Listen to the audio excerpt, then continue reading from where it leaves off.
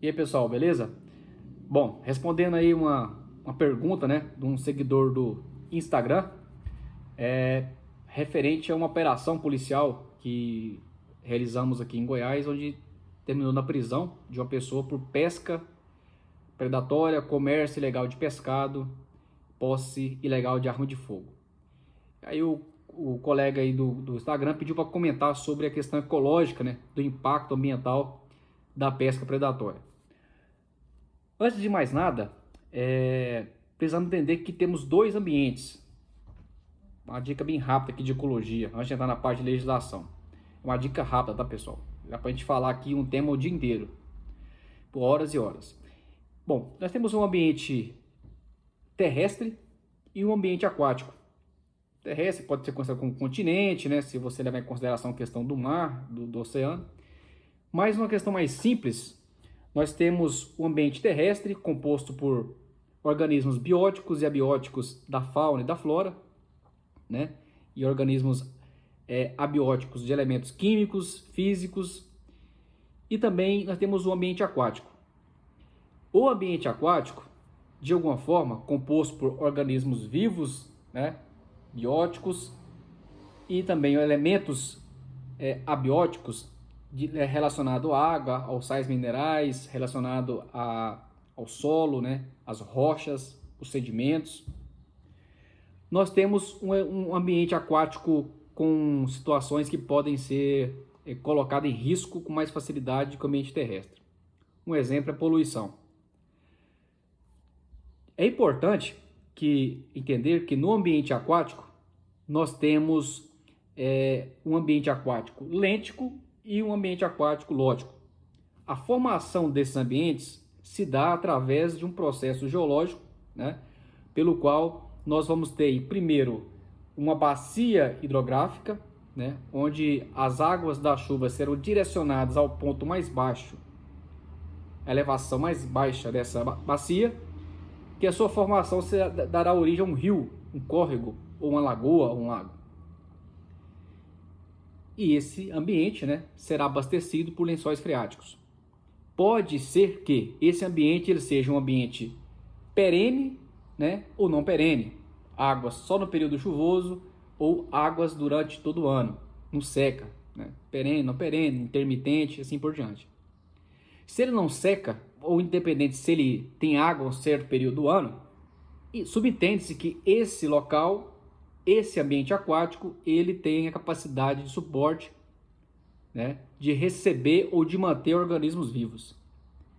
E esse ambiente, ele pode ser chamado de ambiente lêntico, são aqueles ambientes formados por águas lentas ou pouco moventes, no caso dos lagos, lagoas, né? E ambiente lótico, que são ambientes de água corrente, né, que dar-se-á movimentos de bacia da montante a jusante, essa água consegue percorrer um certo período. E esse ambiente aquático, ele tem as suas condições ecológicas, falando bem resumidamente aí, em níveis, para você entender onde ficam os peixes. A gente chega na parte de pesca predatória. Você vai ter ali o zooplâncton, o fitoplâncton e os organismos bentônicos.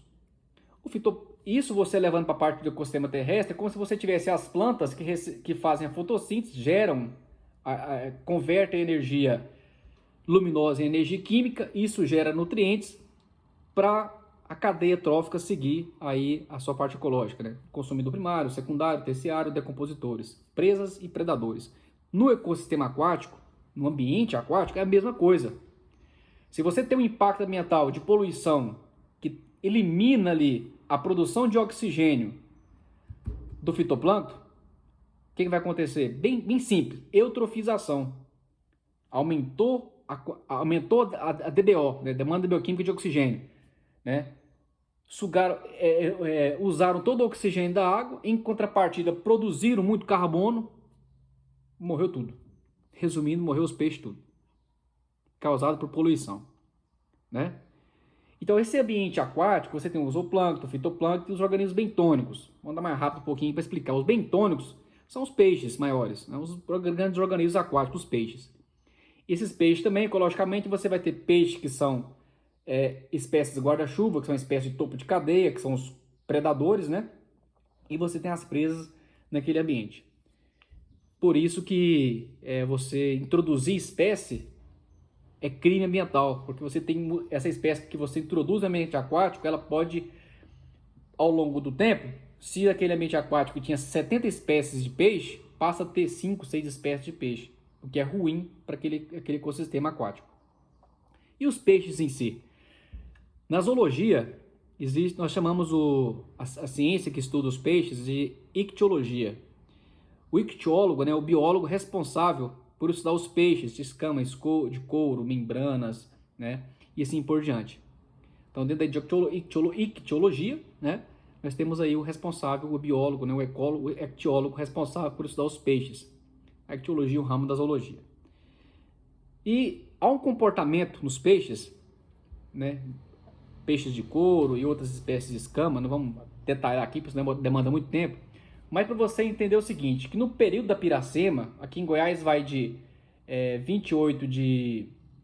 Aqui vai de 1º de novembro até 28 de fevereiro, aqui em Goiás. Isso muda de acordo com a bacia, tá? Do Araguaia, Tocantins, do São Francisco, do Prata, muda de acordo com a bacia. Aí existe portaria estadual e federal do IBAMA com relação à Piracema. A Piracema, pessoal, é um movimento, né? A migração que os peixes fazem no período de reprodução. Resumindo em poucas palavras, tem espécies que precisam nadar centenas e centenas de quilômetros rio acima da jusante, que é a parte de baixo, a montante, acima do rio. Elas precisam nadar, migrar, né?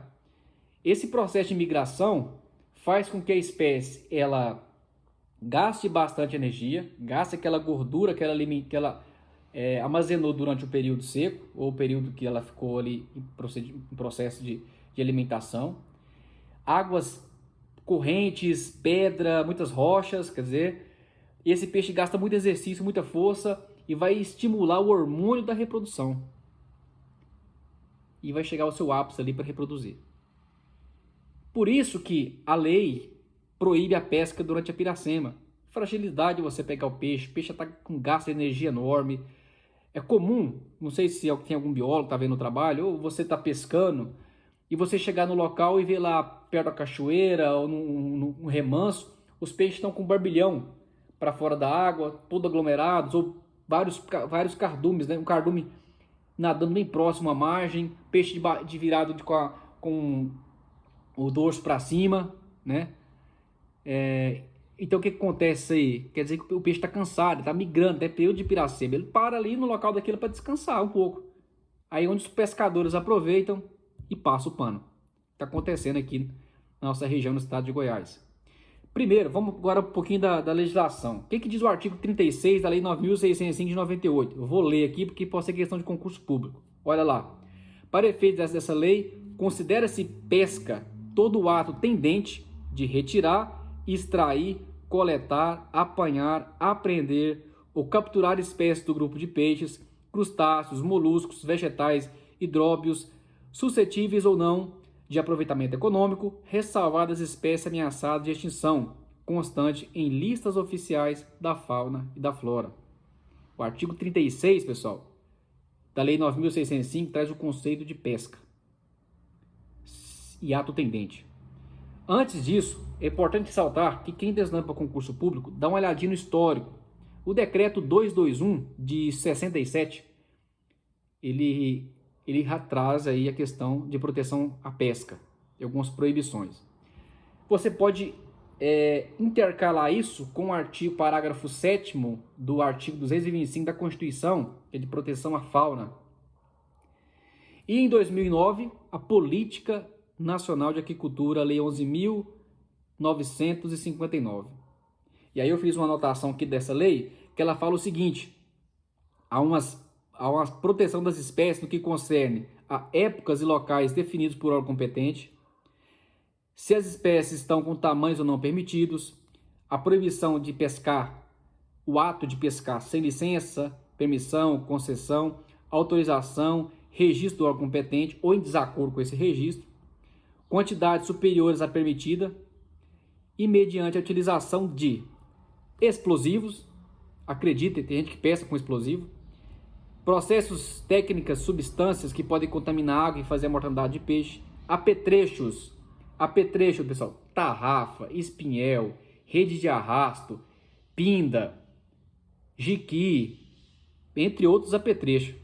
É proibido, está previsto em lei federal, leis estaduais e assim por diante. E é vedado o transporte, comercialização, processamento e industrialização, né, se for de atividade de pesca proibida, certo? Aí o que diz o artigo 34? O colega falou assim, autuaram o cara no artigo 34 da lei 9.605. É porque o artigo 34, na seção de fauna dessa lei, ela fala da pesca. Eu vou dizer para vocês, vou ler para vocês o que diz o artigo 34. Pescar em período qual a pesca seja proibida, em lugares interditados por órgão competente. Ou seja, você está pescando em local qual a pesca seja proibida. Piracema, proibida no rio tal, do mês tal ao mês tal.